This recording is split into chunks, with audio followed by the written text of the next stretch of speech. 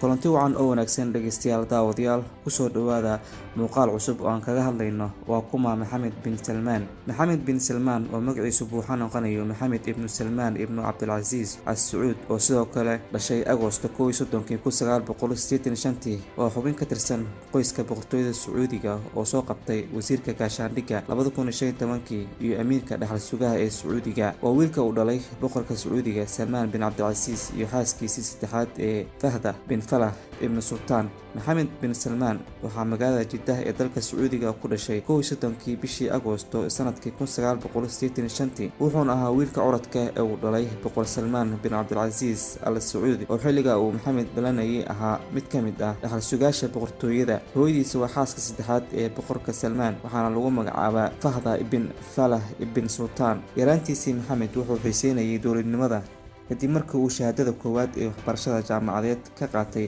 jaamacadda King Saud ee ku taala magaalada madaxda Sacuudiga ee Riyadh. wuxuu ka soo shaqeeyay hay'ado kala duwan oo ay leedahay boqortooyada. sanadku markuu ahaa 2009 waxaa loo magacaabay inuu la taliye khaas ah u noqdo aabihiis oo xilligaasi ahaa duqa magaalada Riyadh. Maxamed bin Salmaan ayaa awoodda boqortooyada lugta la soo galay sanadkii 2013 markaas oo loo magacaabay madaxa qasriga dhaxal sugaha boqortooyada isagoo darajadaasina ay ahayd heer wasiir.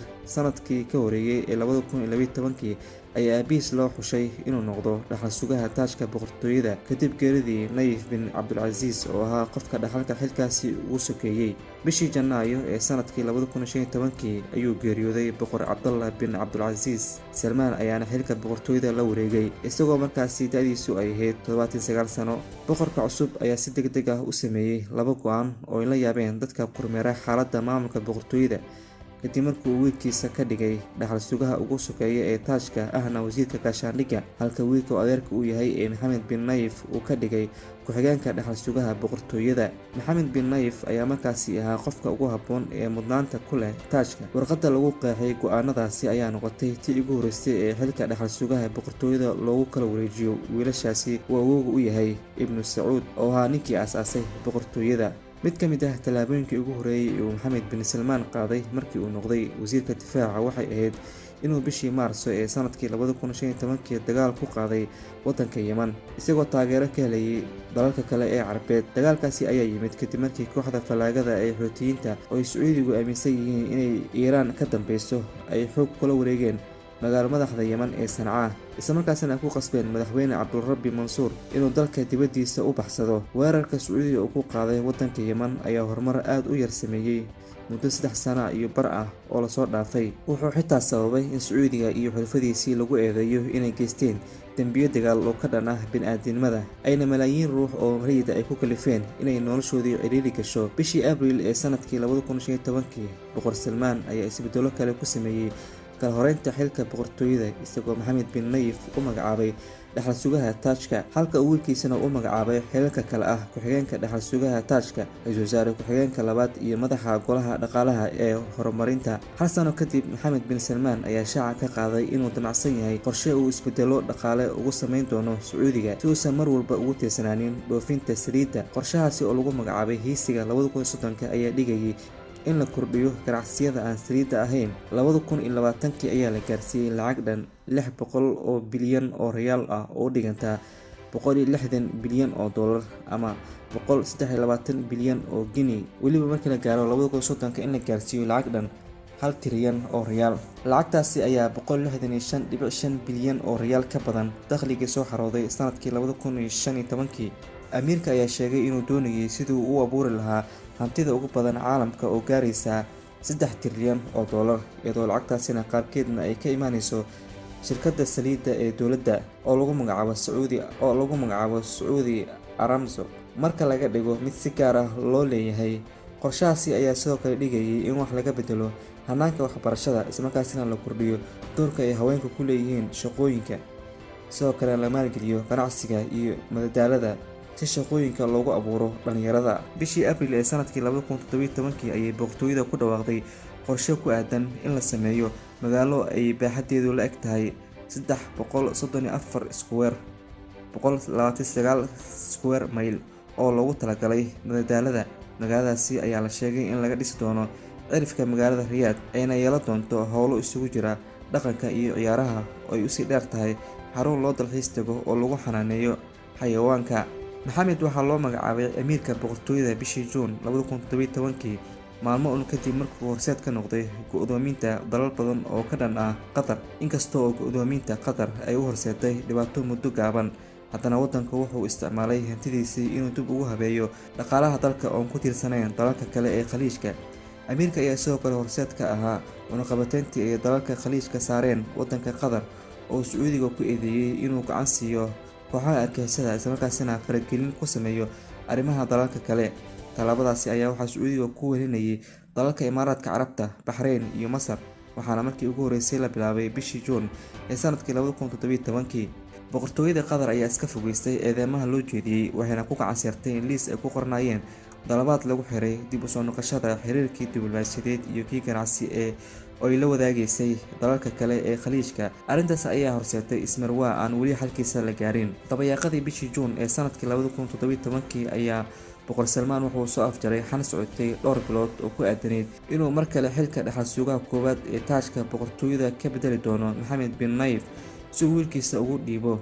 Si rasmi ah ayuuna ugu dhawaaqay inuu Maxamed bin Salmaan yahay qofka ugu sokeeya ee ka dhaxli doona qasriga. Maxamed bin Nayef ayaa sidoo kale markaasi laga qaaday xilkii wasiirka arrimaha gudaha oo loo magacaabay wiilka ay ilmo adeerka yihiin, waxaana lagu soo waramay in la geliyay xabsi guri.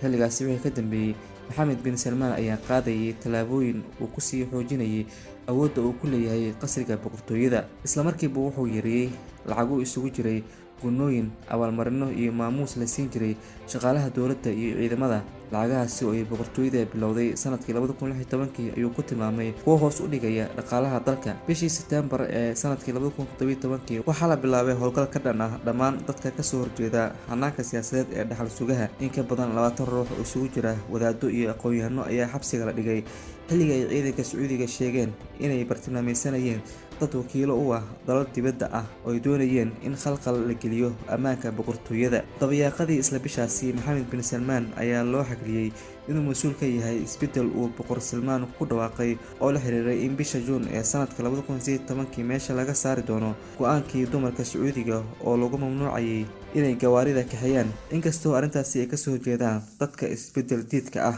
bishii Oktoobar ee sanadkii 2017 amiirka ayaa sheegay in qorshihiisa ugu weyn uu yahay soo celinta islaam dhexdhexaad ah, kaasoo uu sheegay inuu qayb ka yahay qorshayaasha uu ku casriyeynayo boqortooyada Sacuudiga. wuxuuna ka dhawaajiyay inuu lacag dhan $500 bilyan ku maalgelin doono mashruuc lagu sameynayo magaalo cusub oo lagu talagalay ganacsi iyo madadaalo. Bishii xigtay waxa uu bilaabay howlgal ballaaran oo ay boqortooyada sheegtay inay ku bartilmaameedsanaysay shakhsiyaadka ka macaasha musuqmaasuqa, waxayna dad fara badan oo arrimahaasi Sacuudiga falanqeeya tallaabadaasi ku tilmaameen inuu Maxamed bin Salmaan isaga hor leexinayay caqabadihii ugu dambeeyay ee ka hortaagnaa inuu si buuxda ula wareego maamulka boqortooyada. Dhowr amiir oo ka tirsanaa qoyska boqortooyada ayaa ka mid ahaa 380 ruux oo lagu xiray howlgalkaasi, waxayna kala ahaayeen maalqabeenka lagu magacaabo Amiir al-Waliid bin Talaal iyo Amiin Miteb bin Cabdallah oo u dhalay boqorkii hore ee Sacuudiga. Bishii Janaayo ee sanadkii 2018 xeer-ilaaliyaha guud ayaa sheegay in dadka la xiray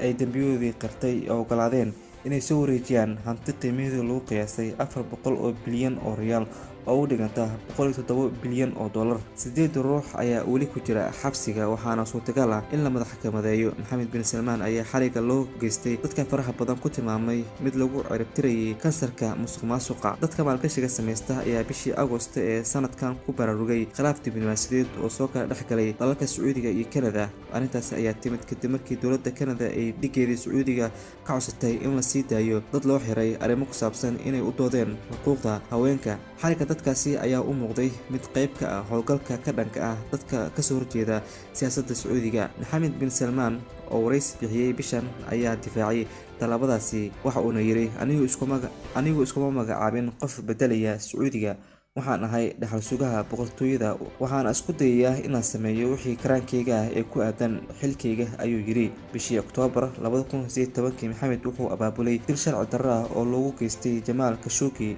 Amarka Maxamed, howlwadeenada Sacuudiga waxay Jamaal Khashoggi ku dileen qunsuliyadda Sacuudiga ee Istanbul, halkaasoo ay ku jirdileen oo ay ku jarjareen. Madaxweynaha Turkiga Rajab Tayyip Erdogan ayaa hogaaminayay qaylada ka dhanka ah dilka, kana go'aneed inuu kasoo horjeedo in ciidda Turkiga fal dil noocaas ah ay ka dhacaan, waxayna sare u qaaday walaacyada caalamiga ah ee madaxbannaanida dowladda iyo xuquuqda aadanaha. Waxaa la xadiday iyadoo qoyska boqortooyada ay sii wadeen inay leexiyaan mas'uuliyadda dhacdadaasi, laakiin sumcadda Maxamed bin Salmaan ee dibadda ayaa aad u wiiqantay. Maxamed wuxuu mar kale xiray xubno kale oo ka tirsan qoyska boqortooyada Sacuudiga Carabiga bishii Maarso 2020, waxaana la sheegay in lagu baarayo khiyaano qaran. Maxaabiista waxaa ku jira amiiro aad ugu dhow qasriga oo ay ku jiraan boqorka walaalkiis Axmed bin Nayef.